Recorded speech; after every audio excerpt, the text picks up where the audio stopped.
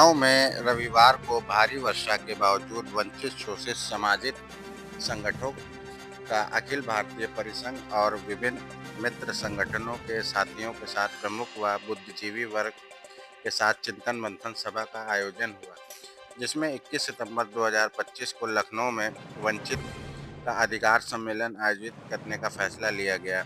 सभा के अध्यक्ष चंदन लाल वाल्मीकि ने राष्ट्रीय अध्यक्ष कार्यकारिणी अध्यक्ष परिसंघ ने कहा कि 21 सितंबर को सामाजिक, आर्थिक, शैक्षणिक, राजनीतिक अधिकारों में वंचित के अधिकार सम्मेलन में प्रमुख रूप से एक वर्ष पूर्व सुप्रीम कोर्ट की 7 जजों की बेंच के निर्णय के अनुसार आरक्षण का वर्गीकरण हो, नगर निकाय में 19 वर्षों से कार्यरत संविदा कर्मचारियों का नियमितीकरण, सुप्रीम कोर्ट के निर्णय के अनुसार नियमित प्रकृति के कामों में ठेका प्रथा की समाप्ति, सीवर की रोक। आवाज उठाते हैं सोशल मीडिया पे, लगातार आपकी लाइव कॉन्फ्रेंसिंग भी होती है, लगातार आप समाज के लिए मेहनत कर रहे हैं।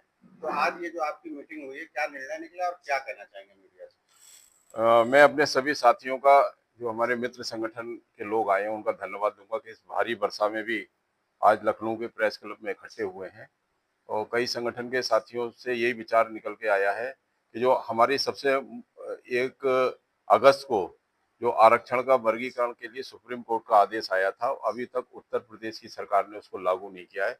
हमने पिछले वर्ष भी इसका सम्मेलन किया था, कई पूरा राष्ट्रीय स्तर का, जिसमें आदरणीय उप मुख्यमंत्री जी हमारे कार्यक्रम में आए थे। उन्होंने भरोसा दिया था कि ये आरक्षण का वर्गीकरण लागू कराने के लिए हम सरकार से बात करेंगे, लेकिन अभी ये पेंडिंग है मामला, और उसी के लिए हम 21 आज सब साथियों ने मिलकर तय करा है कि 21 सितंबर को लखनऊ में एक अच्छा सा स्थान देकर एक सम्मेलन किया जाएगा, और जिसमें हजारों की संख्या हम लोगों की होगी। और कोशिश होगी कि उसमें मुख्यमंत्री जी को भी हम लोग आमंत्रित करेंगे, क्योंकि मुख्यमंत्री जी ही हमारी समस्याओं का समाधान कर सकते हैं। हमारे कई साथियों ने कहा कि आरक्षण का वर्गीकरण केवल यही सरकार कर सकती है, क्योंकि कई जो ऐसे दल हैं जो इसका विरोध भी कर रहे हैं, लेकिन जो विरोध करने वालों की संख्या ज्यादा है और जो इससे लाभान्वित लोग होंगे उनकी संख्या बहुत ज्यादा है। और दूसरा मुद्दा, जैसे भाई अभी राजू भाई ने बताया कि सीवर डेथ बहुत तेजी से बढ़ रही है। और सीतापुर के मामले में तो इतनी गलत हुआ था कि वहां पर सीवर डेथ को ना दिखाकर पानी की टंकी में उसको डेथ को दिखा दिया गया था, लेकिन वहां पर एक संघर्ष लंबा हुआ सब साथियों से मिलकर, और फिर उसको पोस्टमार्टम की रिपोर्ट को भी वहां बदलवाया। और संविदा के सफाई कर्मचारी जो 19 साल से लगातार अपनी सेवा दे रहे हैं, और उनके वेतनों में बड़ा भ्रांतियां हैं। कहीं पर 27,000 वेतन मिल रहा है, लखनऊ में और कम मिल रहा है, लखीमपुर में और कम मिल रहा है, सीतापुर में और कम मिल रहा है, और कई जगह संविदा के कर्मचारियों को परमानेंट कर दिया गया है और कहीं पर नहीं किया जा रहा है। तो ऐसी भ्रांतियों को समाप्त करने के लिए नगर विकास मंत्री से भी मिलने का कार्यक्रम है, और उनको भी उस सम्मेलन में बुलाने का कार्यक्रम रहेगा हम लोगों का। और 21 सितंबर को एक बड़ा पूरा उत्तर प्रदेश में हम लोग दौरा भी करेंगे, और ज्यादा से ज्यादा यहाँ पर लोगों को लाने की और उनकी समस्याओं को सरकार से अवगत कराने की पूरी कोशिश होगी। आप लोग के समाज का आज यहाँ पे मीटिंग हुई है समाज की, तो आगे के कार्यक्रम की क्या रणनीति, क्या रूपरेखा, कुछ बताइए।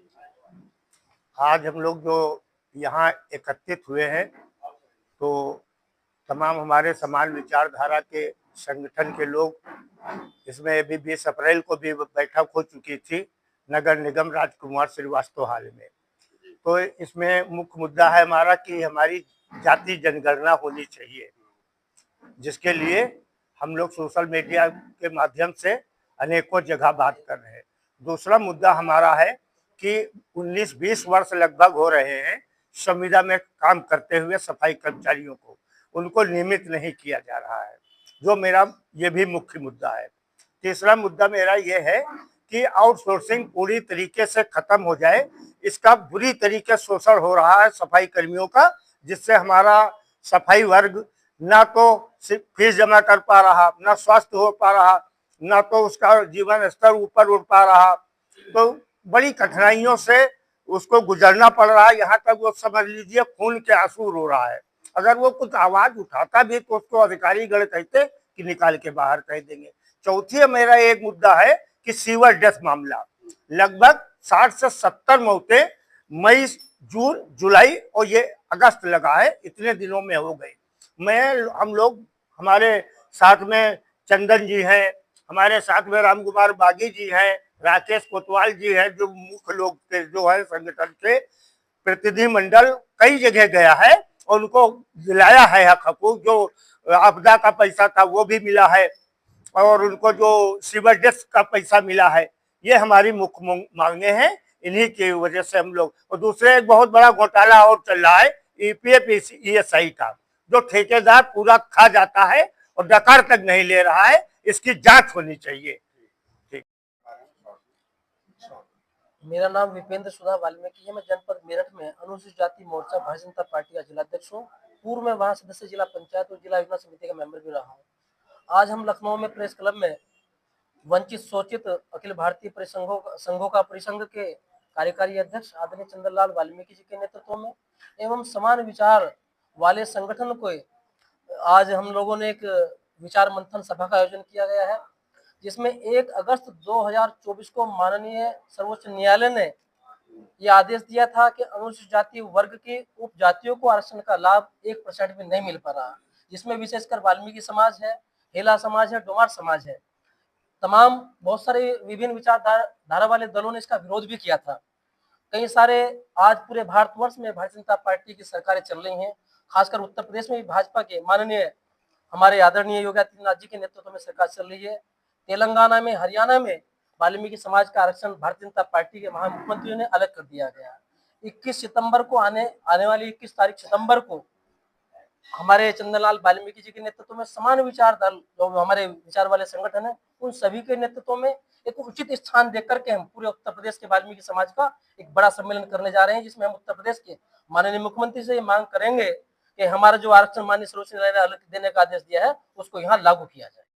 जो 21 सितंबर को जो कार्यक्रम होने वाला है, हमारे चैनल के माध्यम से समाज के लोगों से क्या अपील करना चाहेंगे? देखिए, समाज से मैं यही अपील करूंगा, क्योंकि विडंबनाओं का जो आडंबर पूरे प्रदेश में खासकर सफाई कर्मचारियों को लेकर जो खड़ा हुआ है, उससे पूरा स्वच्छकार समाज बहुत चिंतित है।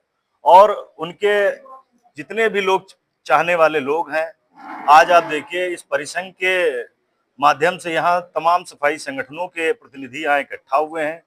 आदरणीय राजू प्रधान जी और आदरणीय चंद्रलाल वाल्मीकि जी के नेतृत्व में आप देखिएगा कि 21 सितंबर को जो लखनऊ में कार्यक्रम सम्मेलन होने जा रहा है, जिसमें उत्तर प्रदेश के वाल्मीकि समाज और स्वच्छकार समाज की तमाम जातियां यहाँ एक बहुत बड़ा आंदोलन के रूप में यह सम्मेलन होगा, जिसमें उत्तर प्रदेश सरकार के माननीय मुख्यमंत्री जी को बड़ा फैसला लेना पड़ेगा।